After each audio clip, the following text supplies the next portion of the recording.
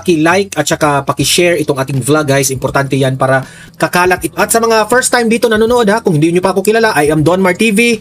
Subscribe nyo po ako kasi marami kayong matutunan dito at updated kayo. Okay? So unahin natin itong usapin patungkol po dito kay Raffy Tulfo. Ang kanyang post. Okay? Heto po ang kanyang post. Ayan. Nagko-comment na po itong si Senator Raffy Tulfo sa nangyari nga sa Senado. Kasi po, dapat nating malaman ang opinion ni Senator Raffy Tulfo, no? Pahayag ni Senator Raffy Tulfo ukol sa insidente sa Senado. Okay? Alam naman natin kung ano nangyari sa Senado, gulo, no? Nagputukan, nag-away diyan sa bagong change of leadership, no? Sabi niya, nakakalungkot na maraming mahahalagang panukalang batas ang nakahanda na para sa sponsorship, ngunit patuloy na nadidelay dahil sa kaguluhan sa Senado. Alam mo, Tulfo, pagsabihan mo yung kapatid mo, yung mga kasama ninyo sa minority, kasi kayo yung nanggugulo eh. Sabihin mo kay Soto at ni Ping Lacson, sila yung nanggugulo. Tapos ngayon, may ugong-ugong na balita na gusto nyong palitan na naman si Peter Cayetano. Di ba? Kasi ako naniniwala rin ako dito kay Raffy Tulfo eh. Naniniwala ako sa kanya na ano rin ito eh. Nangarap rin itong maging presidente. Paniwala ko yan paniwala ko yan. Dati hinahangaan ko naman ito si Tulfo nung tutulong siya sa mga problema sa mga kabit-kabit ng mga pamilya. Yung mga small time na problema, no, na masusolusyonan niya. Na-appreciate natin yan. Pero when it comes to yung public na office na mga problema, yung mga tawag dyan, yung pagiging senador niya, parang hindi tayo sang-ayon sa mga galaw nitong taong to eh. No? I don't know kung how many, ilan na ba ang mga batas na ipinasa nitong si Raffy Tulfo na basic na nakakatulong sa ating mamamayan. No?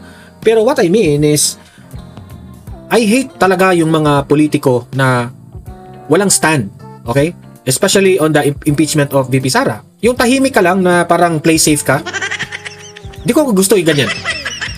Kasi parang pumagitna ka eh. Diba?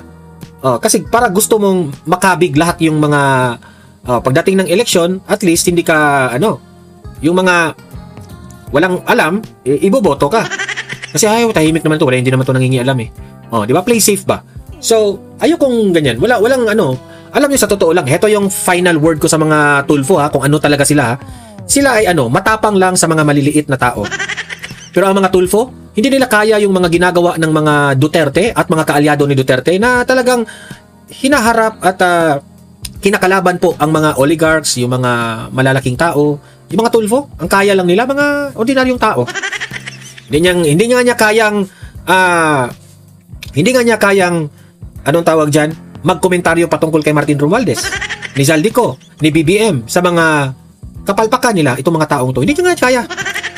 Never mong narinig si Tulfo na nagko-komentaryo dito sa problema ng flood control corruption natin. Siguro nagko-komentaryo sila in general, pero hindi mo maririnig na dapat questionin natin si Martin Romualdez, ganun, ganyan. Kahit hindi mo akusahan, questionin mo lang. Kasi ikaw yung leader, House Speaker ka at that time. Pero ito, walang bayag si Raffy Tulfo. Sa totoo lang. Pasensya na sir, wala kang bayag para sa akin. Magaling ka lang sa mga problema ng pamilya. Astig ka lang. Matapang ka lang sa mga ordinaryong Pilipino. Yan ang katotohanan sa'yo.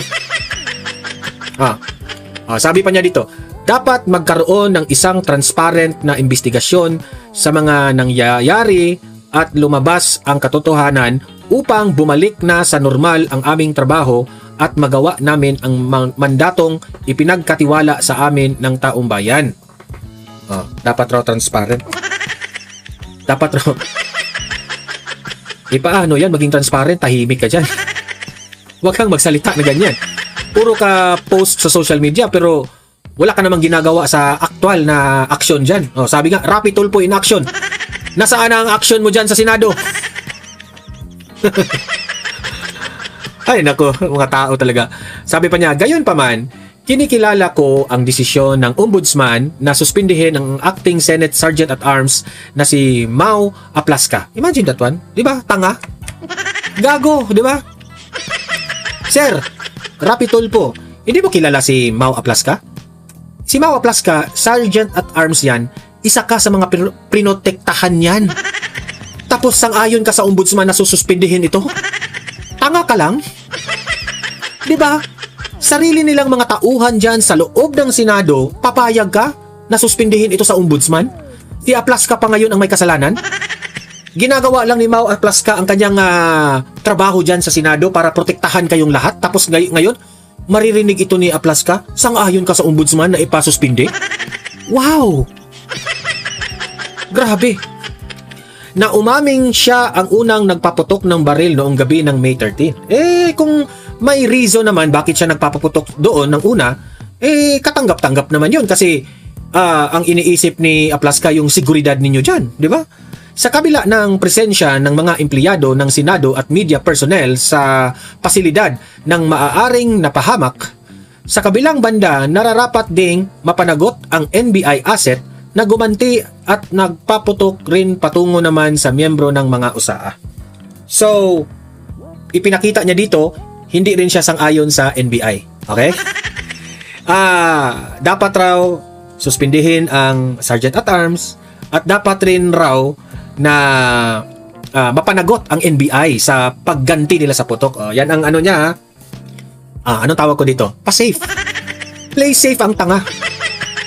Wala kang bayag, Tulfo. Sa totoo lang, play safe ka. You make a stand. Sino ang tama? Yung USAA o ang NBI? Yun ang gusto ng taong bayan na malaman. Hindi yung, dapat mapanagot ng NBI, dapat suspindihin si Aplaska. Wala kang stand. Pumagitna ka. Sa bagay, yung kapatid mo, bendalo. Ibenda lang natin yung lo.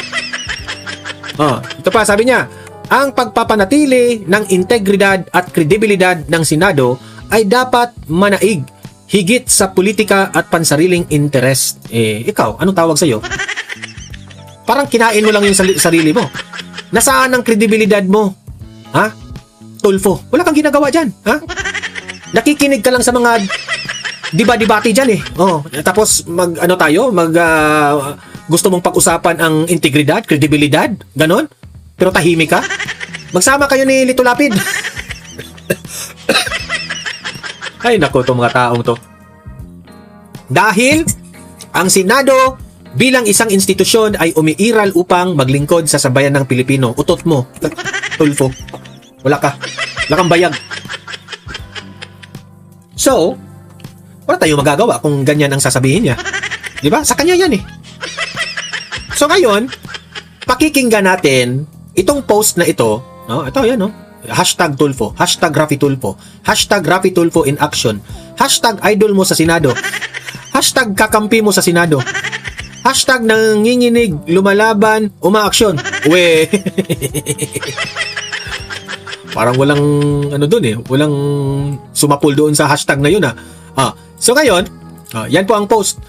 Yan ang official statement Ito yung official document na in-upload na photo ng sa official Senate of the Philippines Pasay City statement. Ayan. So, ayan marami po ang nagre-react. Karamihan sa nakita ko dito laughing emoji 18.7k.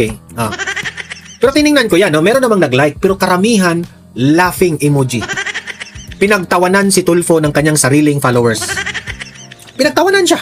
Ayan lakihan ko lang para kita ninyo. Ayan 18.7k po ang nagre-react. Karamihan yan, nandyan pa si Sasrugando. Karamihan yan, tinawanan ang kanyang post. Okay? Pinagtawanan siya. So, basahin natin ngayon ang mga comments, kung sang-ayon ba ang taong bayan. Sabi dito, lus-lus nimo, missing in action ka man, gani. Sabi ni Clifford Altirado Jeffes, ayan lus-lus nimo. Wala ka palang aksyon, Tulfo. Si Clifford na ang nagsabi hindi po natin to ikakat kasi nakikita ko doon sa comment section, bihira ka lang makakita na inappreciate si Tulfo. Lahat doon binash siya. Galit yung tao sa kanya. Ito pa, panoorin natin ito, mga comments ito ng mamamayan ito. Yan Rafi Tulfo yan may blue check pa yan Hindi nga ako nakafollow Rich Charles, sabi ni Rich Charles, oy, nagsalita na ang expert sa away-asawa. Tingnan nyo yung laughing emoji, oh. 798 laughing emoji. Parang tumpak na tumpak yung sinabi mo, Rich Charles, ah. Cheng Yating. Ayan, si Cheng Yating. The Bend, the Law, and the Running Man. Anong ibig mo sabihin? Hindi naman si Raffy Tulfo ang nagsabi sa Bend the Law. Yung kapatid niya, si Erwin Tulfo. Mga Bend the Law ba? Bend the Law. Ito pa. Pareha kami ng komentaryo dito ni Tito Pineda Canlas.